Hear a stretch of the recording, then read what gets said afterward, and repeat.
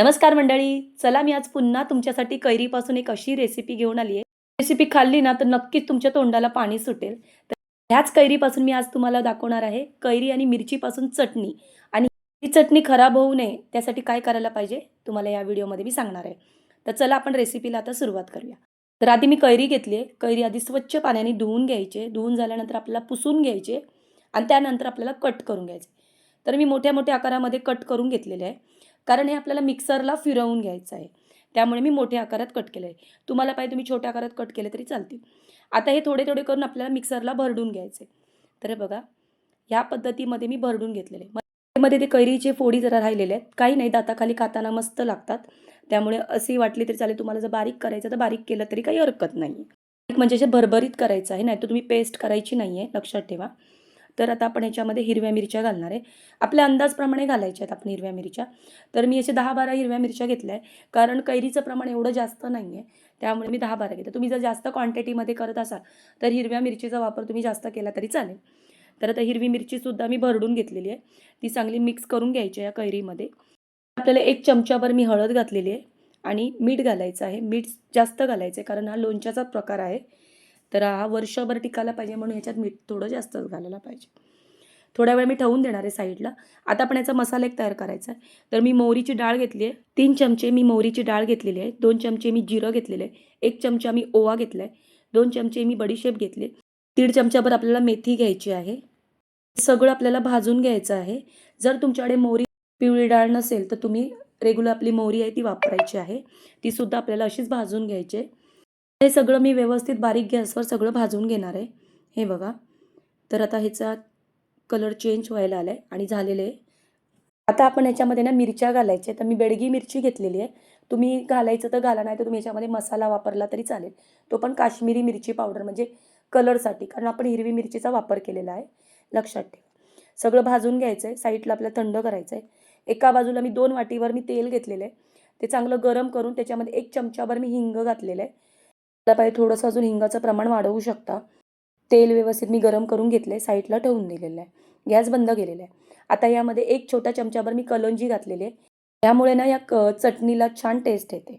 आता आपण जो मसाला करून ठेवलेला आहे, तो आपल्याला घालायचा. सगळा मी मसाला वापरणार आहे. आधी थोडा घालून घेतला आहे. त्यानंतर मी बाकीचा परत घातलेला आहे मसाला. तर हा सगळा मसाला ह्या मी चटणीमध्ये घातला आहे. त्यामुळे छान टेस्ट येते. तर आता हा सगळा मसाला मी हे बघा घालून घेतलेला आहे.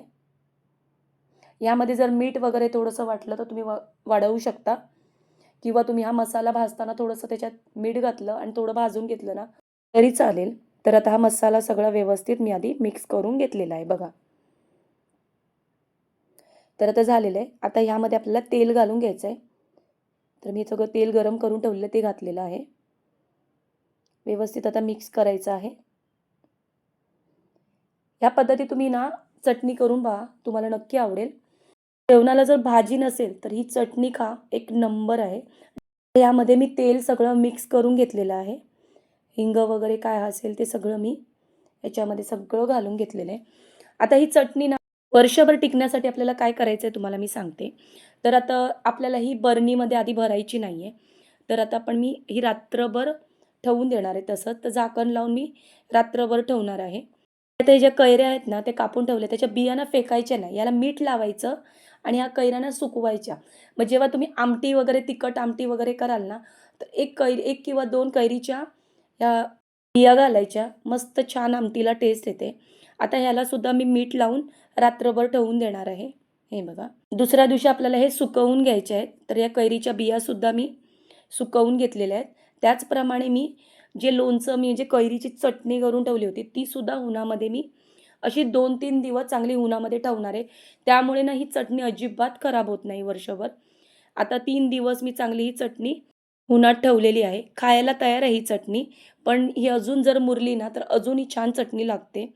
तर ही चटणी ना आता काय करायचं आपल्याला एका काचेच्या बरणीमध्ये आपल्याला भरून घ्यायची आहे. तर एकदा सगळं व्यवस्थित मिक्स करून घ्यायचं आहे, कारण आपण उन्हात ठेवली होती. ही चटणी आता खायला तयार आहे. अजिबात या चटणीला बुरशी वगैरे काही लागणार नाही. खराब तर अजिबात होणार नाही. तर आता ही चटणी मी एका काचेच्या बरणीमध्ये भरून घेतली आहे. तर ही बरणी मी आधी उन्हात चांगली सुकवली होती. आता ही चटणी सगळी मी आता यामध्ये भरून घेते. मध्ये मी 1 वाटीभर तेल घालणार आहे. ते गरम करून थंड केलेलं आहे. तर कशी वाटली ही वर्षभर टिकणारी चटणी? आवडली असेल तर नक्की मालवणी ज्योती किचनला सबस्क्राईब करा, लाईक करा आणि शेअर करा. व्हिडिओ आवडला तर कमेंट करायला विसरू नका. चला भेटूया अशाच नवनवीन रेसिपीमध्ये. धन्यवाद.